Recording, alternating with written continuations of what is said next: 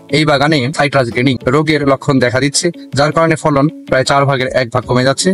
বাংলাদেশে যে এই মালটা এবং কমলার বাগানে আমূল পরিবর্তন সৃষ্টি হয়েছিল এবং বাংলাদেশে যে সাইট্রাস ফলের চাহিদা অনেকাংশে পূরণ হয়ে যাচ্ছিল, তো এই সাইট্রাস গ্রেনিং রোগ আসার কারণে এই ফলন ব্যাহত হচ্ছে।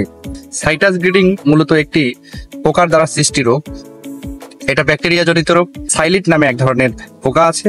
জানুয়ারি মাস এবং মে জুন মাসে মালটা এবং কমলা গাছে নতুন পাতা আসে। তো এই সময়ে কচি পাতায় সাইলিট নামক পোকাটা রস খায় এবং রস খাওয়ার সময় এখানে পাতার ভিতরে ব্যাকটেরিয়া ইনজেক্ট করে দেয়। ব্যাকটেরিয়া ইনজেক্ট করার কারণে এখানে ফলগুলো, এই যে আমি আপনাদের দেখাই, এখানে ফলগুলো হলুদ হয়ে যায়। কিছু ক্ষেত্রে পাতা পুরো গাছে হলুদ হয়ে যায়। এই যে এই গাছগুলো হলুদ হয়ে গেছে এবং পাতাগুলো এভাবে হলুদ হয়ে গেছে। তো এই সাইট্রাস গ্রেনিং এর এইসব লক্ষণের কারণে পাতা থেকে পুরো গাছই একসময় মরে যেতে পারে এবং ফলগুলো ঝরে যেতে পারে, ফলন অনেকাংশে কম হয়ে যেতে পারে। সাইট্রাস গ্রেনিং প্রতিকারের যে কেমিক্যাল কীটনাশকগুলো বাংলাদেশে অ্যাভেলেবল আছে, তার ভিতরে অটো কোম্পানির ম্যালাথিয়ন গ্রুপের ওষুধ টাপগর আছে এবং মিমপেক্স কোম্পানির আশাথিয়ন, এটাও ম্যালাথিয়ন গ্রুপের, এবং অথবা স্কয়ারের ইমিডাক্লোপিড গ্রুপের ইম্পেল নামে ওষুধটা বাংলাদেশে অ্যাভেলেবেল আছে।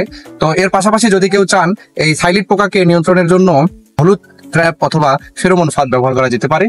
দর্শক, সাইট্রাস গ্রেনিং এ আক্রান্ত গাছ পুরোপুরি ঠিক হবে কিনা তা নিশ্চিত করে বলা যায় না, তবে গবেষণালব্ধ ফলাফলে এটা প্রমাণিত হয়েছে যে প্রপার ফিল্ড কন্ডিশন এবং প্রপার নিউট্রিয়েন্ট ম্যানেজমেন্টের কারণে একসময় এটা হয়তো রিকভার হয়ে যেতে পারে।